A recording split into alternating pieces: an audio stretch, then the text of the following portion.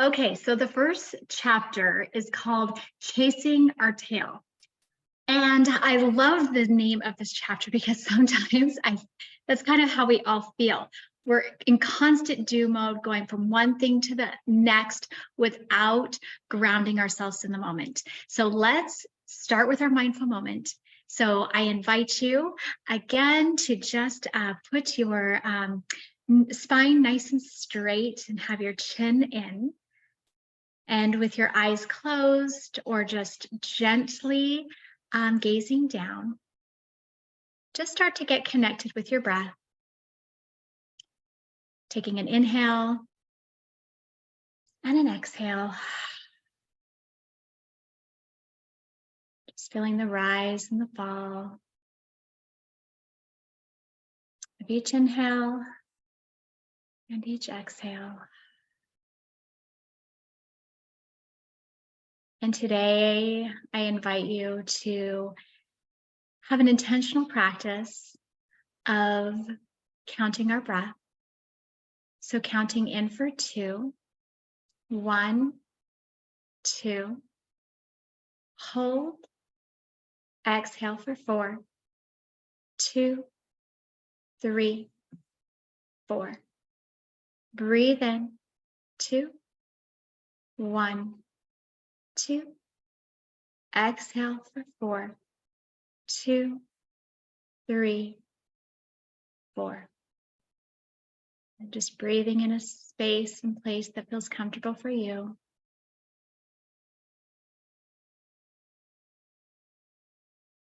And just noticing any thoughts that are racing in your mind. Breathing in, and then exhale, let go. Breathe in,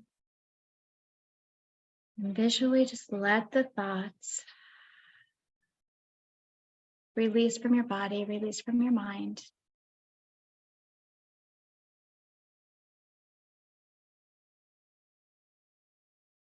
Just taking a moment to just roll your shoulders, move your body in whichever way feels comfortable for you. A seated cat-cow is always so great. So arching into cat and coming into cow. And opening your eyes if they were closed.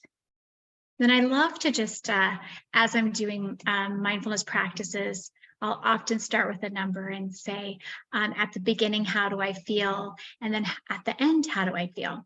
So just noticing where you're feeling in this moment. Maybe you're at a 10, feeling very heightened. Maybe you're at a 1, feeling like you're asleep.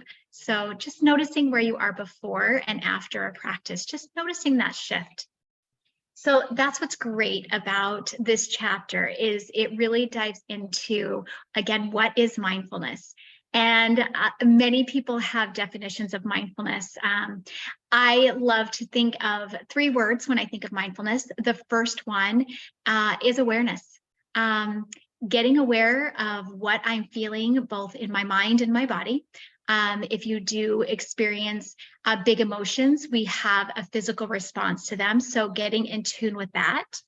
The next word that I always think about is getting curious about it. So I was thinking curious, not furious, but getting curious about what it is that is causing this big emotion or this reaction, both in my mind and my body, without judgment. So so acceptance is that last word. So thinking about accepting what's here now. Oftentimes we can exasperate a situation when we try to resist it happening. And so if I'm feeling a big emotion, allow it to it doesn't have to overtake me. It can wash through me once I practice my mindfulness skills. So that's what this book is going to help us do. We talked a little bit before in one of the other videos about the benefits of mindfulness.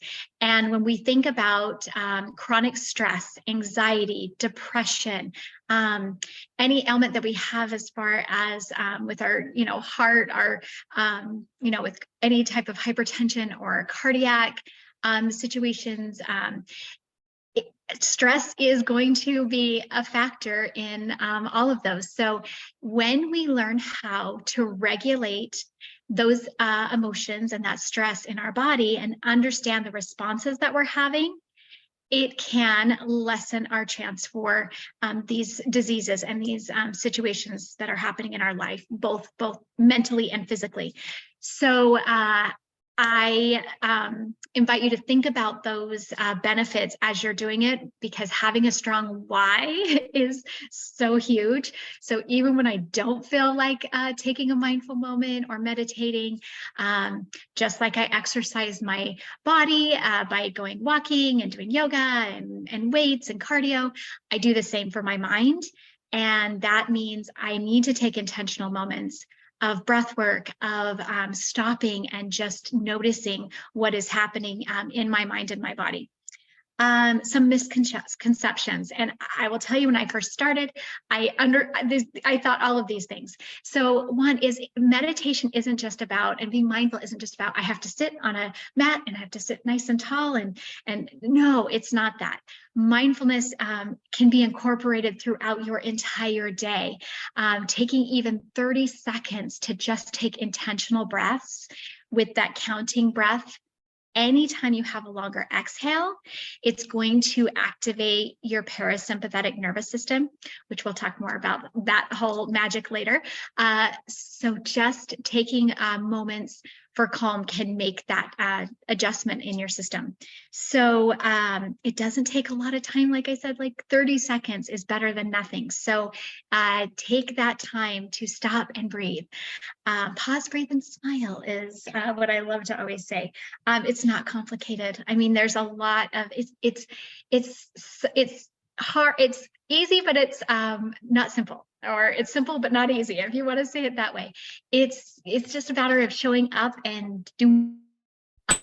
And then I think the last part of this chapter is just about how do we find peace in a frantic world. So one of them is grounding ourselves in our senses. So it does talk a lot about that. And that is a practice that I've used when I work with 4-year-olds all the way to like 64-year-olds. When we ground ourselves in our senses, so sight, feeling, hearing, seeing, smelling, it can help support us tremendously. So stay tuned, because we'll have some mindful moments that incorporate the senses, but that is huge. Again, being aware of your thoughts without that judgment, and being patient with yourself, giving yourself so much compassion as we go along this journey. So I am excited for you to continue as we go through the rest of the chapters in this book.